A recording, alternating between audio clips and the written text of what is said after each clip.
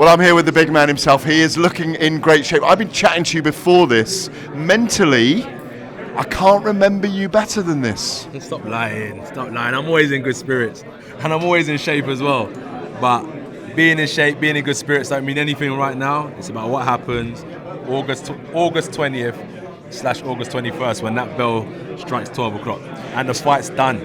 That's when your energy, how you look, all comes into reality, and then we figure out if it's all just a makeup or there's a real intent behind this way I'm acting, the way I'm looking. So. You've had a lot of time to figure out since last September, and you've figured out a few different things. You've changed your training team, You've moved your camp. Are you a richer, wiser man for that? You have to be, 100%, definitely. And I can pass that knowledge on to others, not just myself, but I'm definitely a lot wiser from that experience. Tell me about Angel and Robert then. You're working with those two. What's changed about the way you were working with Rob McCracken before? Nothing. I think that all fighters should experience training with new trainers. I think it's important for growth. I don't think you should ever hold yourself subject to one trainer throughout your whole career. That's just my opinion. And it's not a thing where it's disrespecting anyone, but it's a thing about growth.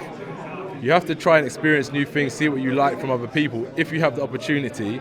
And that's just what it was. It was just a time for me to grow as a fighter. And you've even said in the last few weeks, I've heard you say, do you know what, maybe I should have gone to America sooner and kind of like gone on a sojourn more and sparred in different gyms, Cuban styles, Puerto Rican styles, Mexican styles, and maybe you got comfortable. You got comfortable because you were winning the whole time and nothing was going wrong? Yeah, that's the truth.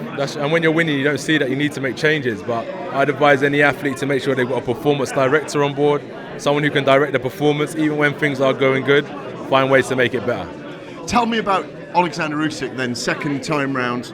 No one likes a lefty anyway because they are awkward fighters.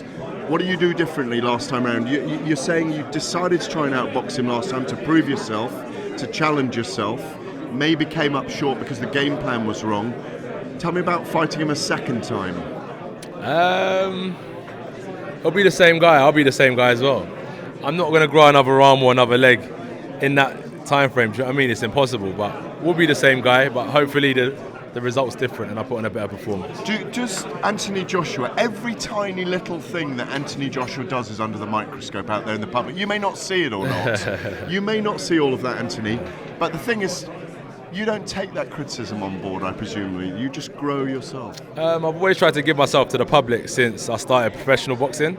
So I've always done interviews, tried to be like open, and it does put you under the microscope. One thing I've always said is I'm not perfect. I'm entitled to make mistakes, and I'm growing as a person. I've grown up in front of my boxing audience, you know what I mean? From a young 18-year-old to now a 32-year-old going on 33. I've grown up and I've made a lot of mistakes. But what can I say? I'm still here standing strong, and as you said, it makes me a richer and wiser person. But your style of fighting, boxing, is you're a finisher in my view.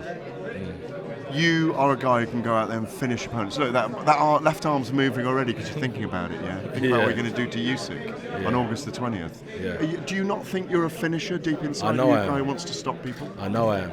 But what it was for me was, it's not enough. Not every person you hit at top level is going to be there to be finished. I moved up the ranks quick. So I realised that these guys are a lot more determined, a lot fitter, a lot tougher. So I need to start learning about boxing IQ. So I put that stuff aside. And yeah, it's not my strength, but I don't mind practicing in the ring. Like, I'm going to go in and fight. I'm going to try out this boxing tactic. It may not be to my strength, but I'm also gaining so much knowledge and wisdom. For instance, when I boxed Andy Ruiz, for example, the second time, that was a completely different style. It was. So I've just learned in boxing that you have to be versatile and you have to be able to adapt. But it's not the natural AJ style. Correct. The natural AJ style is the killer, the destroyer. I'm being tapped up by Andy Bell here, one of your guys. I've got a couple of questions here. Look, you're going to Saudi Arabia for this fight. Are we going to see you fight more in the UK as well? Yeah, definitely. After this fight, I'll be back in the UK, definitely. And with those 3 belts, do you want that Tyson Fury fella to come back and fight you for all the titles in, as Eddie Hearn's calling it, the biggest fight in boxing history? 100%. I think that it's one that we have to have, but however he feels is how he feels. He's a fighting man, so if someone calls him out, he'll be straight back out. You got a message for the Gypsy King or not? Hope you're good, family's good, wife's good, kids good, dad's good. Respect on all you've achieved, well done. And a message for Alexander Usyk finally? Nah. I expect you let your hands do the talking on that one, That's yeah? right.